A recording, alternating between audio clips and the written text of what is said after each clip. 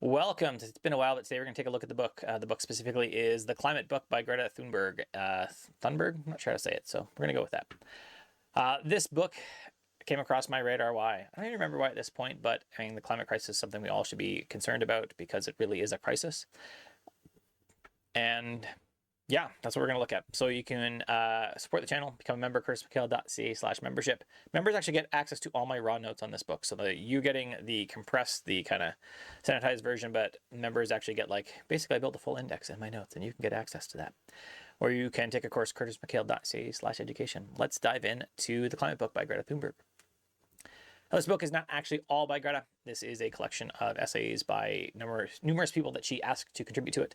And she shows up with her writing specifically in numerous places. Denoted by dark pages was kind of hard to write. It was like dark or a gray background with black text on it. So I found it hard to read in many ways because I'm just getting older and I need glasses sometimes, but only harder to read that way. The purpose of the book is to get us thinking about the climate crisis in terms that put it really where it is, and where it lays most of the fault is with the global north. So that's Europe, that's Canada, or North America, the developed nations, and how they've produced almost all of the climate crisis themselves through their emissions, and yet push a lot of the harms of it onto poorer nations that ultimately aren't responsible for it, right?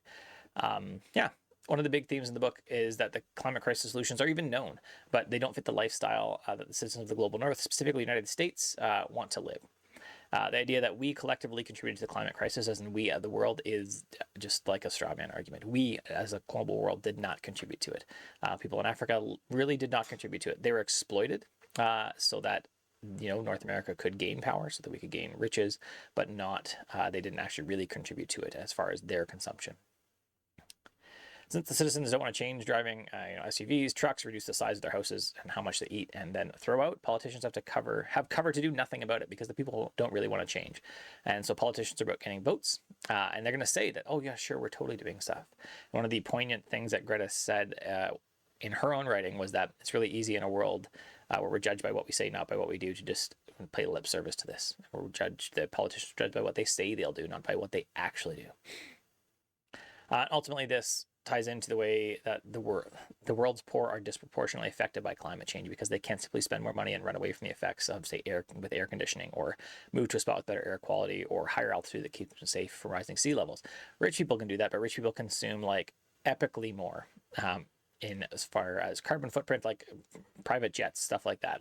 That's another thing they came back to numerous times. We should be abolishing private jets. I even wrote about that when we were, my province phased out plastic straws, but that was coming up in the news as CEOs and everyone was flying private jets out of the Super Bowl. But I can't use a plastic straw because it's a big deal. Okay.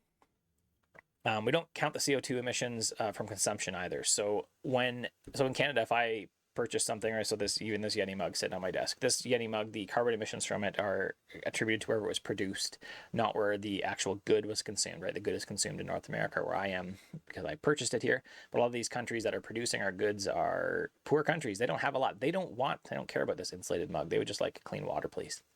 Or like a job. They would like food.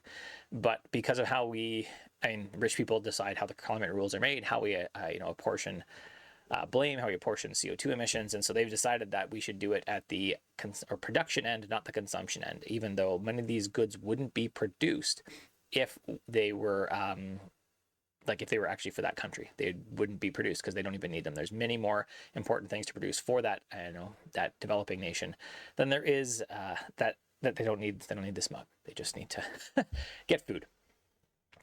So what can we do? That's what I was left as I went through most of it. A lot of these things kept coming up, themes of colonialism, themes of, we counting carbon emissions at the consumption end instead of the production end. That's what we should be doing at the consumption end.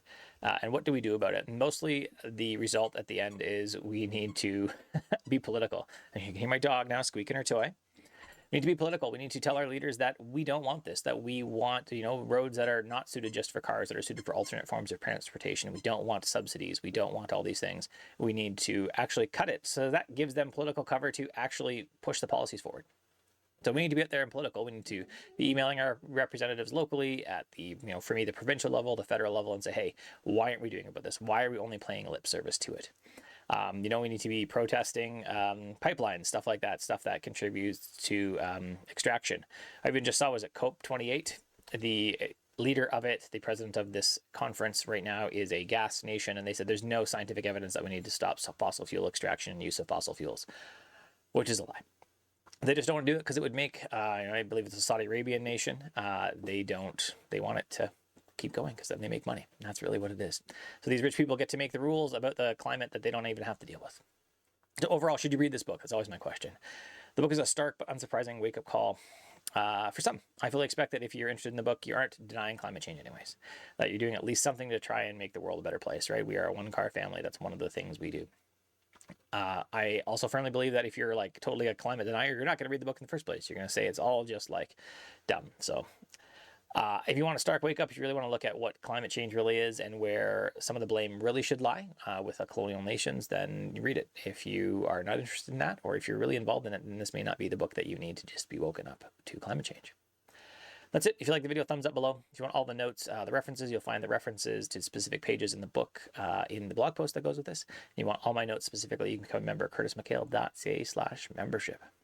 Have an awesome day.